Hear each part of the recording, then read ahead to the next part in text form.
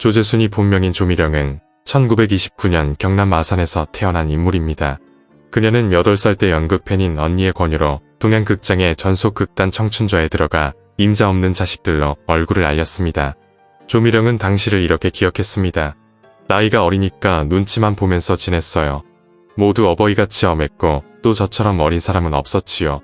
고생도 무척 했지만 그때는 모두 가족적인 분위기여서 좋았답니다. 참고로 동양극장은 1935년 충정로에 개관했는데 3층 건물에 7,000석 규모로 연극 전용 극장으로 지어졌습니다. 무대 뒤에는 분장실과 휴게실을 갖춘 최신식 연극 무대였죠. 동양극장을 대표하는 흥행작은 사랑의 솟고 돈의 울고로 구름처럼 관객들이 몰려들었고 매진이 이어졌습니다. 배우 황철과 차홍련은 장안의 화제를 모으며 인기스타가 되었습니다. 이 흥행작은 홍도야 오지마라로 리메이크되어 원제목보다 더 유명해졌죠. 그리고 조미령은 동양극장의 히트작 어머니의 힘에 출연하며 자신의 이름을 널리 알렸습니다. 어머니의 힘의 줄거리는 기생 출신의 여주인공이 명문가의 아들과 결혼하고도 시집에 받아들여지지 않는 비극으로 짜여져 있습니다. 1960년에는 영화로도 만들어졌는데 김승호, 최무룡 등 당대 기라성 같은 배우가 주연을 맡아 화제가 되었었죠. 그리고 조미령은 약 11년 동안 극단에서 무대 생활을 하다가 1948년 이규환 감독을 만나 영화계에 데뷔했습니다. 이 영화의 제목은 혜연으로 여주인공 정숙역은 20세의 조미령이 맡았습니다. 혜연은 계모의 구박을 피해 언니가 일하는 소년원을 찾아온 정숙이 문제 아이들을 보고 그곳에 남아 봉사하며 계도한다는 이야기입니다. 촬영 대부분은 부산에서 이뤄졌는데 조미령은 훗날 촬영 당시 상황에 대해 이렇게 말했습니다. 스태프들과 함께 생활하면서 찍었는데 식사는 대부분 뿔꾸리죽이었어요. 그게 너무 맛있더라고. 그래서 많이 먹었고 촬영 중 살이 너무 쪄서 제작자들이 말릴 정도였어요. 그래서 촬영 전후 줄넘기를 하며 살을 뺐죠.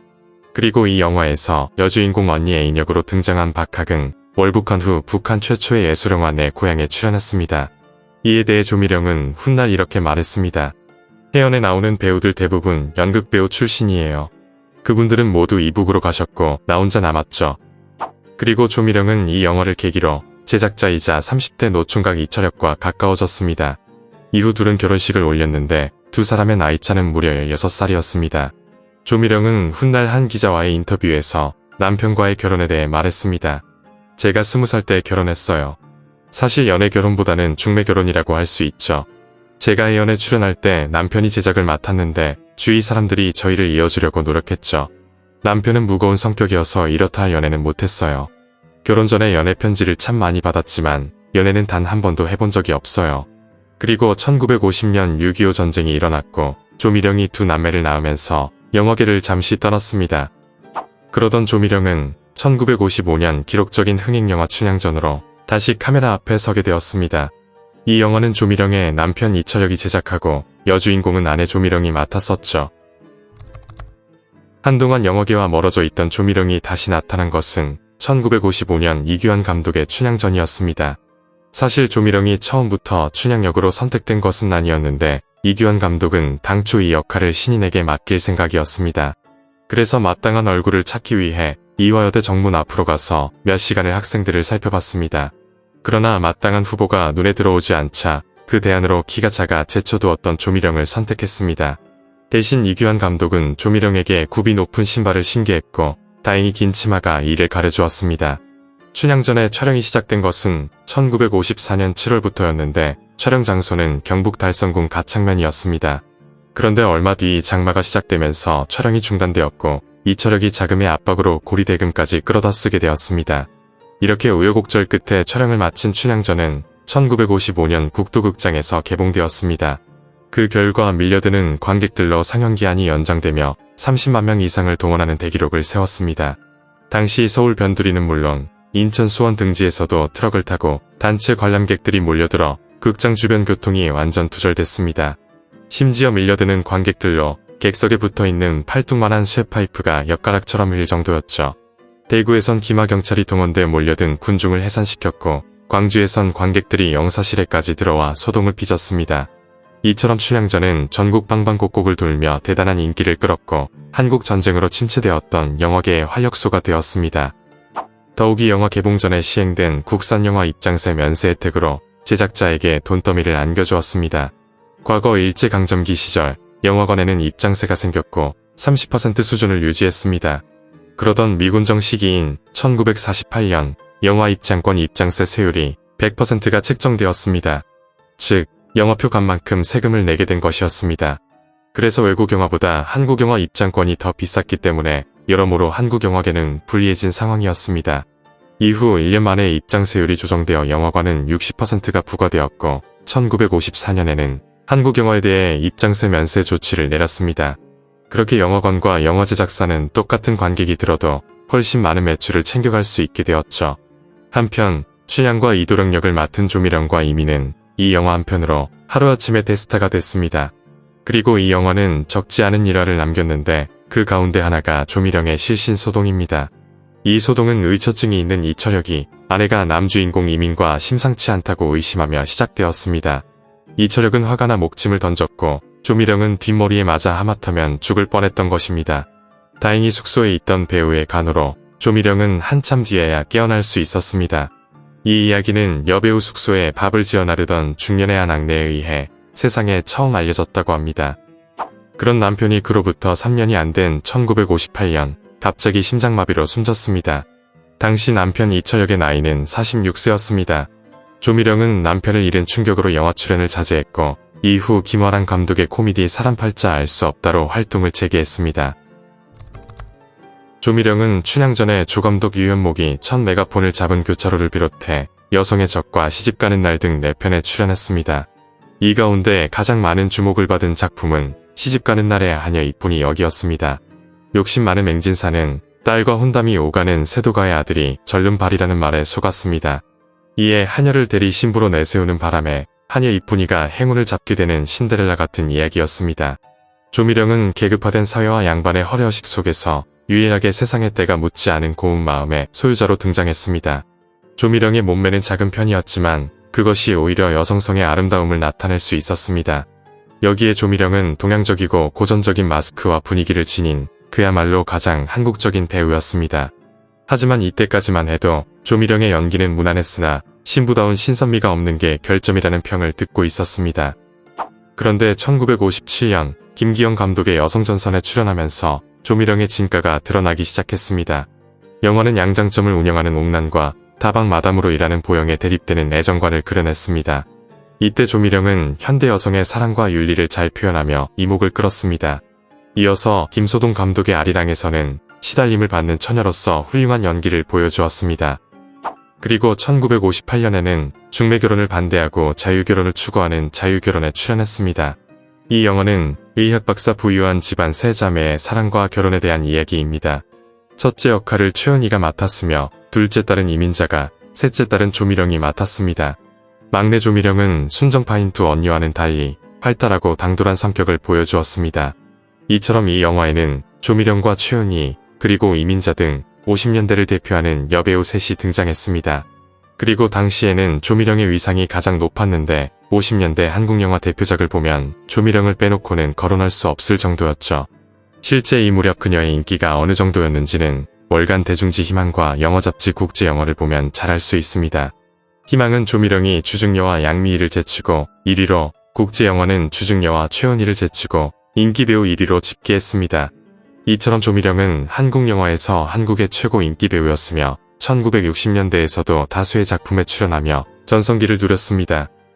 특히 1961년 강대진 감독의 마부에 출연했는데 제작자는 이승만 정권 시절 명동파 보스로 유명했던 이화룡이었습니다.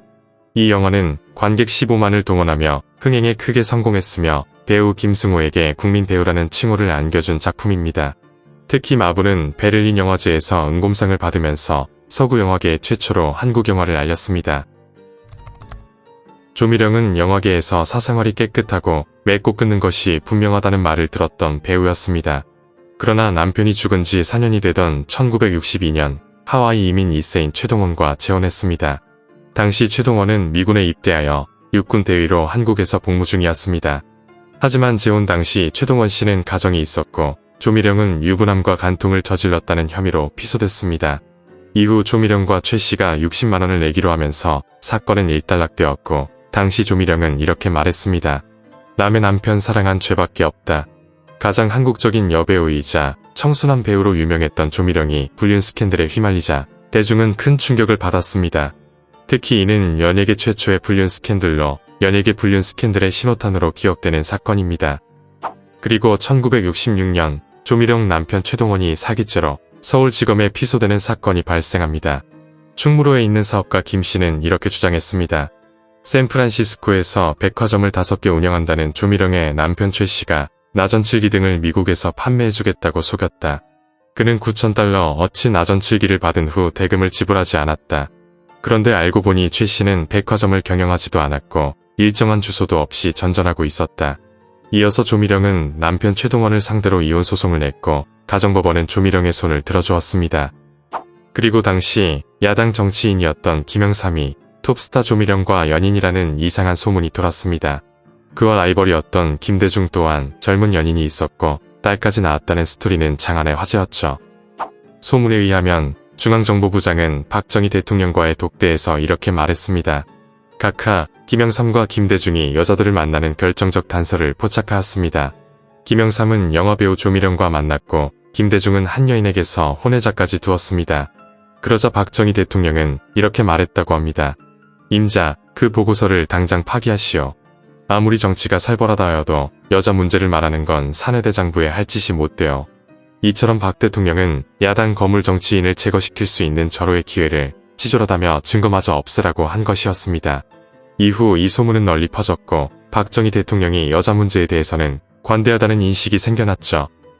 그리고 1969년 조미령은 재미교포 남자와 미국으로 떠나면서 연예계를 은퇴했습니다.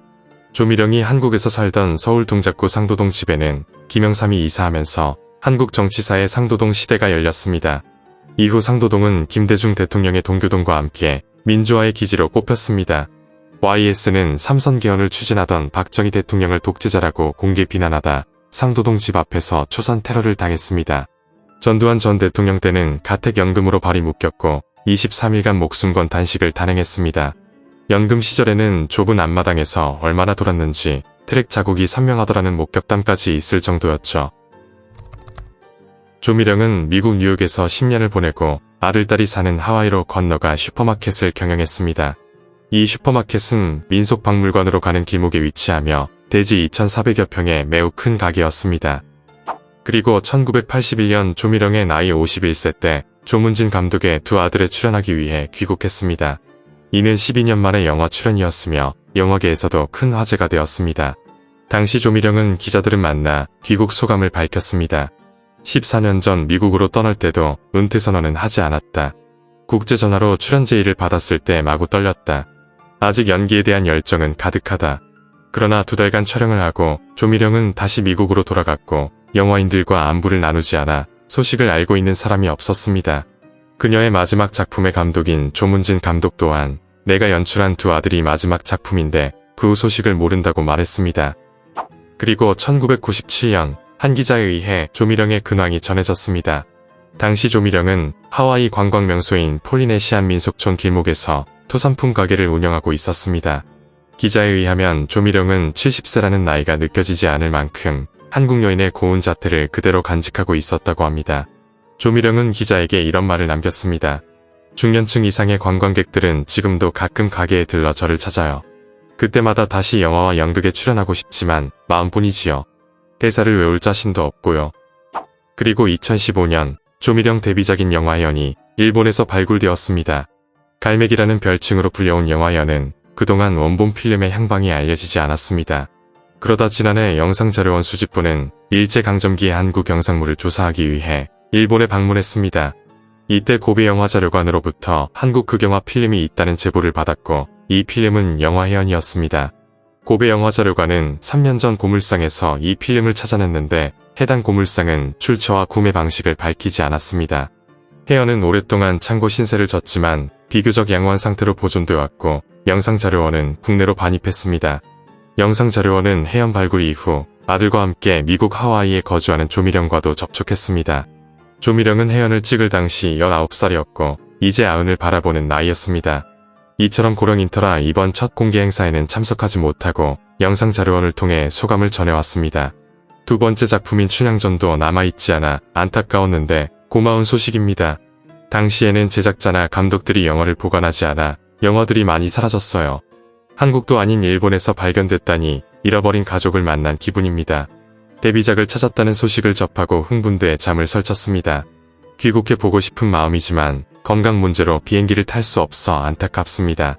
이어서 최은희 선배가 전화를 와서 많이 축하해 주었다고 합니다. 최은희 선배가 해연 발굴 소식을 듣고 전화를 해서 미령아 축하한다고 하시더라고요.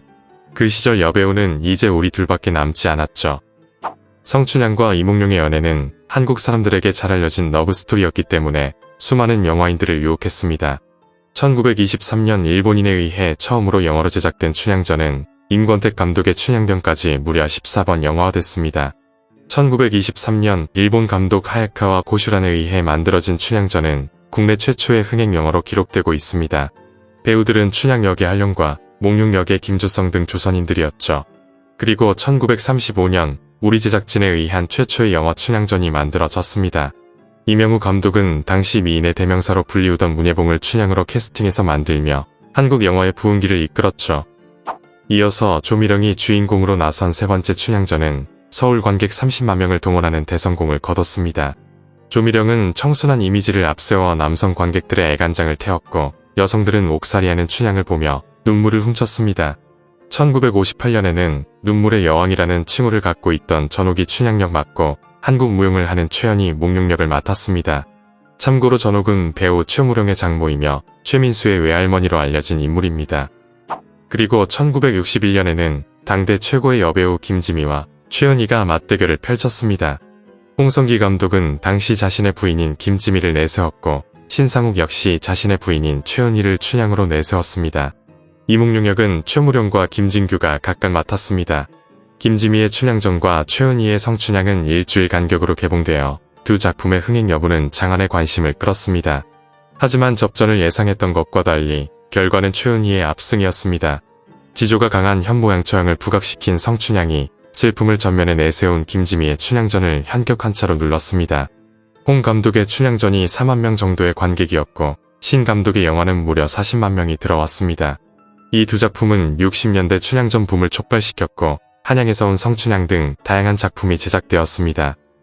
그리고 1971년 이어령이 각본을 담당한 춘향전에서는 문희가 주연으로 등장했습니다. 이어서 1976년에는 장미희가 성춘향전에 출연하여 앙칼진 춘향을 연기해 호평을 받았습니다.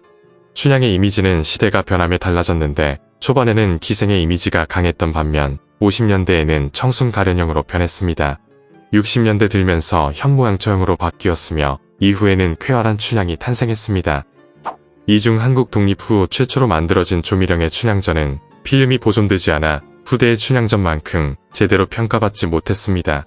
하지만 분명한 건 과거 조미령은 선배 최은희와 후배 김지미와 삼각구도를 이루며 한국 영화의 중흥에 이바지한 소중한 존재였습니다. 영화계 인사는 배우 조미령에 대해 가장 한국적인 배우였다고 평가했습니다. 과거 그녀는 화장도 의복도 수수할 뿐 아니라 침착하면서도 정적인 역할을 주로 맡았다. 그래서 당시까지 여성에게 전통적인 역할을 기대하는 관객의 욕망에 부합하였다. 아침이면 일찍 일어나 앞치마를 두르고 밥상을 보고 저녁에는 어린애들을 보는 배우로서 손색이 없었다. 그야말로 관객들의 환상을 만족시켜주는 배우였다. 오늘 이야기는 여기까지입니다. 재밌게 보셨다면 구독과 좋아요 부탁드립니다. 지금까지 길비디오였습니다.